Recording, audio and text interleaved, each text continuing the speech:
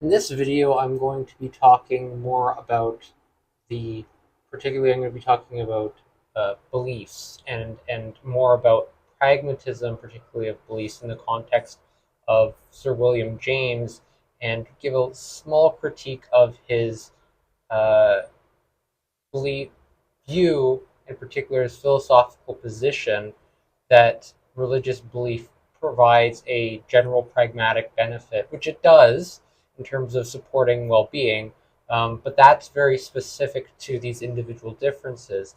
And the critique I want to provide actually has more to do with the pragmatism of agnosticism and agnostic beliefs, as well as some relation to the pragmatism of skepticism, and particularly skepticism of religious beliefs rather than the pragmatism of atheistic beliefs, because it's not so much atheistic beliefs or even, let's say, a knowledge claim of atheism, because that can actually, in some cases, be a detriment to well being, but rather the skepticism associated with agnosticism, but also uncertainty and acceptance of uncertainty and not having certainty. That's key to providing positive benefit, but not just positive benefit, knowledge and self-wisdom that's associated with that and directly related to relationship between the self and the surroundings and one's self-subjectivity and a recognition that often how we come to learn what's true about the world and what informs beliefs is through our direct perceptions. And that involves the precept, and the precept connects us to the surroundings, but also the surrounding environment, and also our self can influence our perceptions of that direct experience of the environment. So the pragmatism of agnosticism and this uncertainty relates directly to being skeptical of our own generalizing of our self-subjectivity to the environment through these projections and these attributions and proportioning that to what we can know that's direct to our surroundings and approximate to the self, and which can produce and impart a more positive benefit through this, and which opens us up to explore the world as it is and to appreciate often the nature of things and also the nature of self. And especially this is more interested for more pertains to individuals who are interested in the truth and getting to what's true, and also forming a more concrete sense of themselves within the surroundings and nature itself. And I would say I'm one of those individuals. I'm not religious, or I don't have any theological beliefs of any sort. I'm primarily agnostic, and I find it useful sometimes to identify as an atheist or even make statements of attributions of even more certainty within an atheistic position, because some individuals just don't get it. They don't understand that like they think that because you're agnostic that you can be persuaded or you'll accept their self-subjective direct perceptions or beliefs, and they don't understand your self-subjectivity. And so sometimes putting your foot down and saying, look, I don't believe in God, I don't think there's a God, God's not real. And you don't have to believe that statement that God's not real, but it's enough sometimes for that person just to stop and back off. And if that's what's going to preserve your well being at the end of the day, by all means do it, because that's where the pragmatism of your own belief systems is going to come in. And that's how you're going to end up cultivating a greater sense of personal well being. And that's what matters at the end of the day, optimizing your well being and considering that. And William James, he was discussing in his book A Will to Believe the pragmatic benefits of beliefs more generally. So he wasn't actually too much concerned about whether or not God was true or not. He wasn't concerned about proving that, but he's more interested in the truth value within the pragmatic benefit bestowed upon beliefs and perceptions. And perceptions are important here because they actively inform and help to update beliefs. And they're also different than these statements. So statements are more tangible and transient. So you can make a statement, but it's also important that we shouldn't attach ourselves to these statements. They can come and go. And just because you say make a statement that's an absolutism, it's less as consequential than an absolutism that is perceived or believed.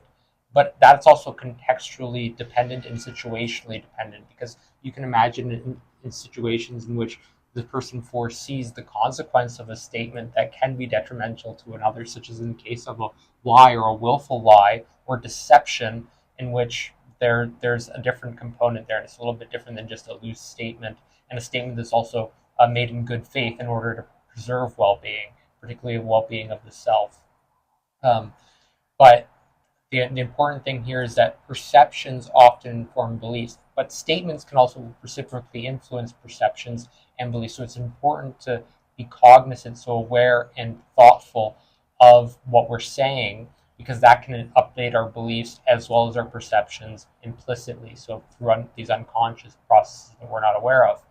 And William James, in particular, was interested in a very similar pathway, how belief informed perception and often our statements of the world, and how our statements and perceptions and beliefs about the world informed our perceptions, our motivations, our emotions, our actions, our feelings, our behaviors, as well as a variety of our personality characteristics, and how that impacted our well-being and also our health, and how that was also bound up within an evolutionary context of development, and how that carried on through the lifespan. And you notice that individuals who had more of this authentic religious belief tended to be have more of this positive well-being associated with it, and better health, and they were more grounded within an evolutionary truth, a developmental truth, which is kind of ironic there, right? Because usually you think about religion and evolution at odds, but in this case, James is really synthesizing this. And this is where the genius and the true wisdom of James comes in. It's the synthesis between the evolution and the religious idea in one, and the beliefs there, honing in on that key aspect of psychology, that belief provides a pragmatic benefit, but also implicitly that perception provides a pragmatic benefit, though he didn't really pay too much attention to the perception end, and he was more concerned about beliefs as well as embodied practices. And it's important to also be skeptical of the ideologies that are associated with beliefs, because at the same time that a religious belief or theological belief can impart a benefit to well-being, when it becomes ideological, there's more likely for and propensity to develop these pathologies, so disorders and illness and ill well-being in response to that, and also to spread it to others and to produce all sorts of disorder and conflict and even antisocial perpetuations out from the self, and which can lead to forms of deception, self-deception, and harm that is actually against and oppositional to the pragmatic benefit. So it can diminish that. And that's also where an agnostic pragmatism comes in, and where we can dial back the certainty of these theological and more rigid attachments to religious beliefs or theological beliefs that are more um, attributional and projected, and have a rigid structure of certainty that has to do with that attachment and is related to perfectionism. But I want to make sure keeping those two away, because an attachment you can think of as an individual level constituent that forms this constituency of perfectionism, or perfectionism is like a whole category, and that's analogous to, say, personality structure, where you have these larger traits like, say, trait openness or trait conscientiousness or extroversion, agreeableness, honesty, humility, and emotional stability. You have like these micro level traits, right? So in the case of, say, emotional stability, you have withdrawal, and then that can manifest in stuff like social isolation, whereas there's also a positive end to that, like such as solitude, which is on the opposite end of that continuum, which has more to do with emotional stability. So you can be by yourself and then view yourself as being alone, but that can impart ill well-being or it can impart positive well-being. And similarly, what you'll find is some individuals have a deeper preference that imparts a greater positive sense of well-being when they have the certainty, and particularly in the context of groups. And this is when we're going to see the most religious or theological pragmatism in terms of belief, perception, motivation, emotions, feelings, actions, and behaviors. That also pertains to religious practices and customs and spiritual practices. And that's because of how the self relates to personality characteristics.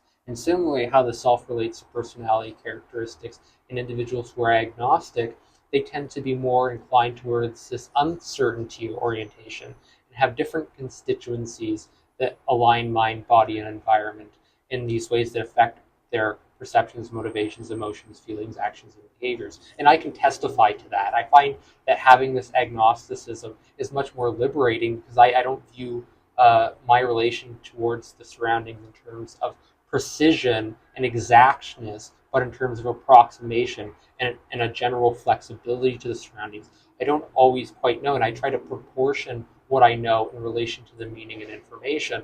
But that doesn't mean that, like, I've found myself uh, claiming firm certainties, sometimes without too much reason to believe or based off perceptions, just out of other aspects of my personality or out of curiosity, primarily out of curiosity, to see if I could get elicit a response more associated with truth seeking, because I believe some individuals were not necessarily being genuine or fair with me, or hiding something that they didn't want me to know. So that's a little bit different. So there's also a contextualization of that, and that pertains directly to a situated self. That doesn't characterize me across situations. And same with other individuals. So it's important to understand that pragmatic beliefs particularly have more to do with the self directly and how the self operates across situations, rather than these individual situations that might not even involve the situated self and could involve these state-like characteristics, such as those statements, those individual statements, or situated self within a particular context that can be momentary or it can be longitudinal. And the momentary can pertain to a couple minutes, hours, days, months, years, or throughout the lifespan within these intermittent patterns that build on personality structure.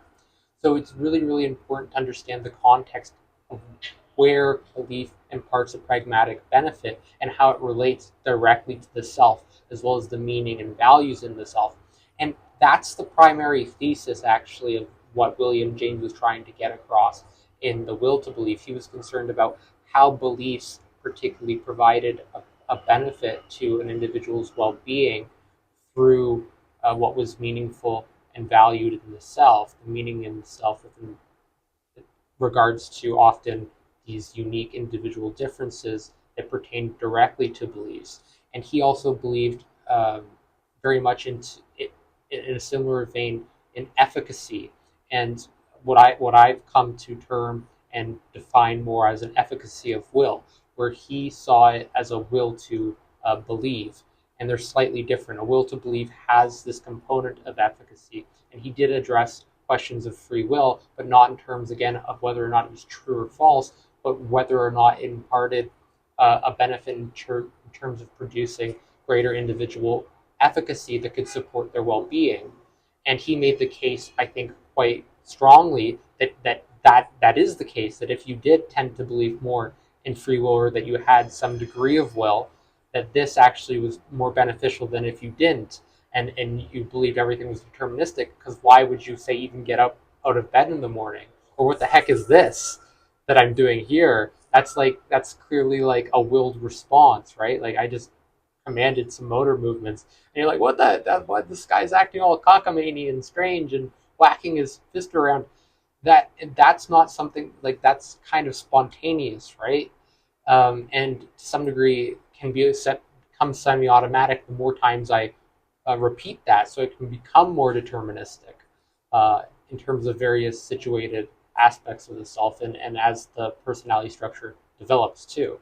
But there's greater flexibility within these individual causes and associations that start from the bottom up and build the larger constituencies. But at the same time, the larger constituencies are also very, very important. And it's very important to also understand that the self is an individual level constituency that is often top down.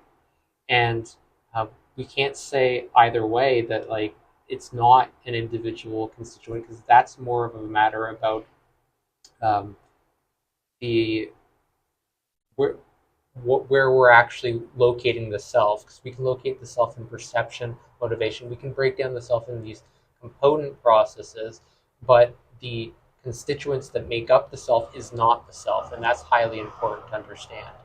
And that's probably like a lot to say. So just a quick recap: it's what's important here is the pragmatism of belief, and how that the key variable here is how that impacts the self, how belief impacts the self, and what the self wills in relation to belief that imparts a greater pragmatic benefit to them, often through meaning and value.